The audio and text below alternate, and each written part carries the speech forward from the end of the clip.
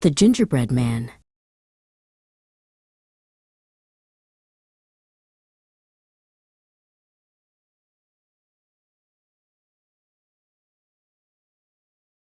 Once upon a time, in a flat near the station, Mrs. Eben prepared a sweet, spicy creation.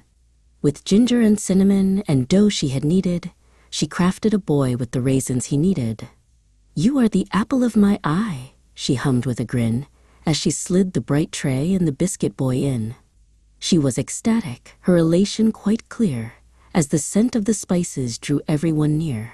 The oven went hiss, and the timer went ding, while outside, the Brixton birds started to sing. But as soon as the door gave a rhythmic clack, the gingerbread boy didn't want to stay back. He hopped off the tin with a jubilant leap, leaving Mrs. Eben in a shock that was deep. He was ecstatic to breathe in the London air, with his icing sugar suit and his crumbly flair. "I'm coriander," he cried, "the sugary soul. To avoid being eaten is my ultimate goal." His escape was a phenomenon, sudden and swift, giving the kitchen a spicy, sweet rift. The sky turned to charcoal, melancholic gray. The clouds started weeping, a dire display. The wind began snarling through every street, mimicking the rhythm of coriander's feet. Mrs. Eben gave chase down the cold concrete hall. "Stop, little biscuit! You're bound for a fall," she called for Mr. Silas, who stood by the door. His elation is madness. He's gone for the floor. Their attempt to detain him was utterly futile, as the biscuit boy's speed was remarkably versatile. Mr. Silas was slow, quite a contrast in speed, to the energetic biscuit, a runaway breed. He tried to intercept, but he didn't see that coming, as the rhythm of crumbs kept the pavement a-humming. "Don't take this lightly," the old man did shout, as his knee joints began to give him some doubt. He was a few sandwiches short of a picnic, it seemed, chasing a cookie through a path he had dreamed. "I am warning you, snack. Your time is quite short." But the gingerbread boy gave a cheeky retort. To Electric Avenue the biscuit boy flew, where a cacophony rose from the people he knew. The shouting of traders, the thrum of the bass, the vroom of the buses, all joined in the race. Monty the vendor, loquacious and loud, was selling some mangoes to a bustling crowd. "Oi, look at that biscuit. He's moving quite quick." He dropped all his fruit. It was quite a bad trick. It was an incident, truly, a sight for sore eyes, as the gingerbread boy sought the ultimate prize. "Run, run as fast as you can," he would bellow. "You can't catch me, I'm a high-octane fellow." Monty tried to assist, but his footing was slack, and the mangoes he dropped didn't bring the boy back. "It's an eyesore, an ear-sore," the trader did cry, as the spicy young runaway flitted right by. Under no circumstances should a snack be so bold. He's not your cup of tea, he's a story untold. But coriander was distant, a crumb in the breeze, evading the capture with the greatest of ease. A skater named Malik was rolling nearby, with a board that was fast and a glint in his eye. He was an early bird, seeking the worm of the street, when he spotted the biscuit and its lightning-fast feet. "Break a leg," Malik shouted, a figure of grace, as he hopped on his board to join in the chase. He was enthusiastic, perhaps even more, than the elderly pair who were starting to soar. He was second to none on the concrete and rail, but the gingerbread boy was a difficult trail. Malik tried to curb him, to thwart his escape, but the biscuit was fluid, a variable shape. "You're barking up the wrong tree," Coriander did jeer. "I'm out of this world, and I've nothing to fear." The skater's maneuver was quite substandard, as through the busy square, the little boy wandered. "To make matters worse," Malik sighed with a frown, "I've hit the nail on the head. He's the king of the town." Their collaboration was a failure, a farce, as the chance of a capture was becoming quite sparse.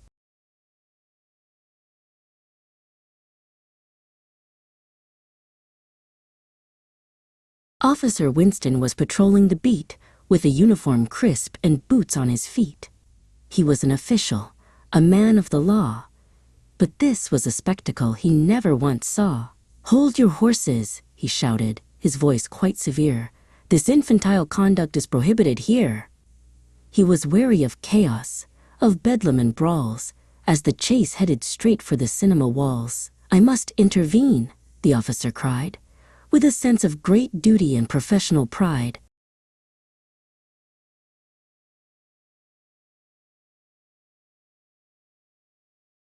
"You're caught red-handed," the officer said. But the gingerbread boy simply zoomed on ahead. "I am watching you, copper. You're slow as a snail. Your pursuit is a joke, and you're destined to fail." It was the final straw for the man in the blue, as he called for backup from the rest of his crew. "He's an atrocious offender, a snack on the loose. His audacity truly has cooked his own goose." But the officer faltered, his stamina waned, while the gingerbread spirit remained unrestrained.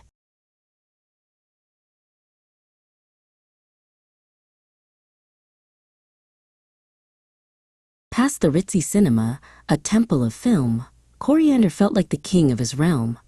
Leo the usher was standing outside, with a velvet red rope and a sense of great pride. "Out of bounds," Leo shouted. "You cannot come in. Your presence is generic, your icing is thin." He was snobbish and pompous, a bit of a bore, as he tried to block entry to the cinema door. "Under no circumstances," he yelled at the crowd. But the cacophony grew, and the laughter was loud.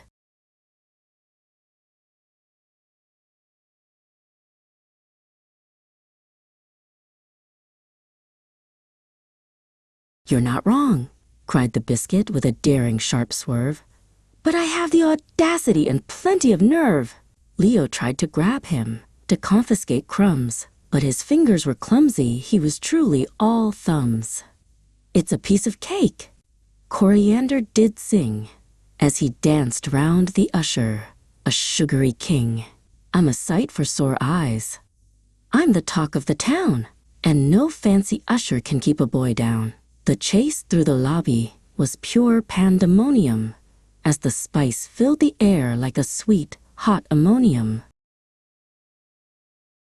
Then Seraphina the cat, from a window so high, watched the frantic pursuit with a green-eyed sly eye. She was a posh little feline, with fur like a cloud, and a disdain for the common, the fast, and the loud. "How appalling," she purred, "how atrocious and drab, to see such a snack that is easy to grab." She was the antithesis of the crowd on the street, with her elegant paws and her movements so neat. "I shall tolerate nothing," she said with a hiss. "A moment of failure I never shall miss."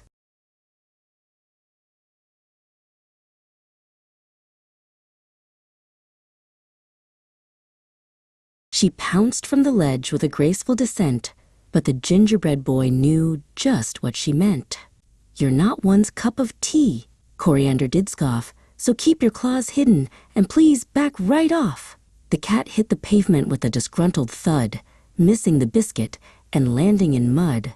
"To top it off," she meowed, "I am now rather wet. This is a circumstance I'll never forget." She was crestfallen, truly, and mortified too, as the gingerbread runaway vanished from view.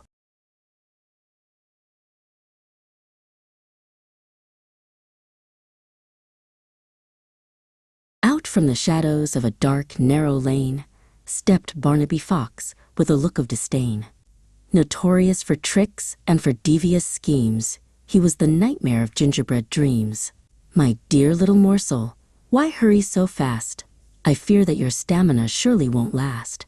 He was devious, truly, a master of lies, with a hunger that gleamed in his cunning orange eyes. "The river is rising," the fox whispered low, "and your path to the windmill is starting to slow."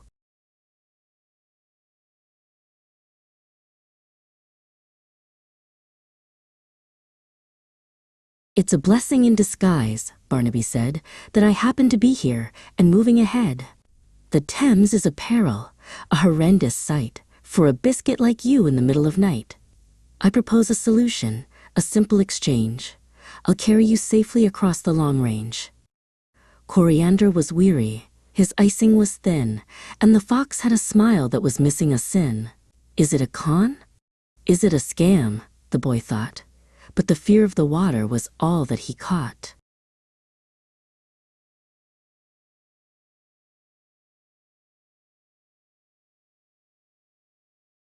Barnaby waited with a sibilant splash, planning to make Coriander a snack in a flash. "Move up to my neck," the fox deviously cried. "The water is deep and the current is wide." He was an expert at irony, a master of fate, as he led the poor biscuit to a terrible state. "To make matters worse," he said with a grin, "the water is rising. Let the feast now begin." He was a predator, lurking in fur, waiting for the moment that would surely occur.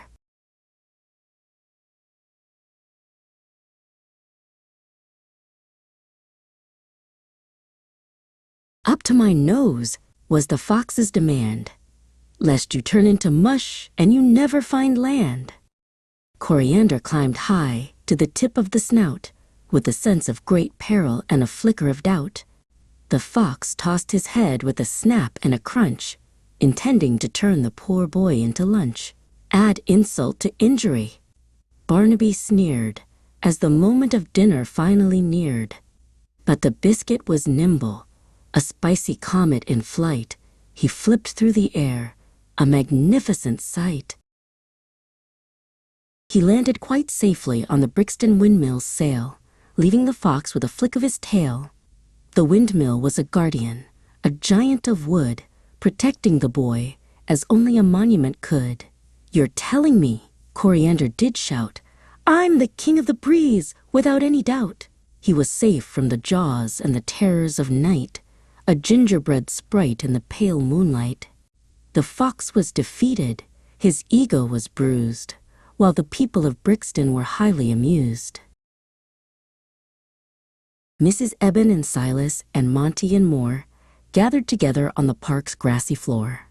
They saw him up high, and they started to cheer, for the gingerbread boy had no reason to fear. "He's the bee's knees," shouted Monty with pride, while Mrs. Eben felt a warmth deep inside. "He's a legend," cried Malik, "a star of the street," as the scent of the ginger remained fairly sweet. And though he was small, he was remarkably clever, so they all lived in Brixton happily ever after.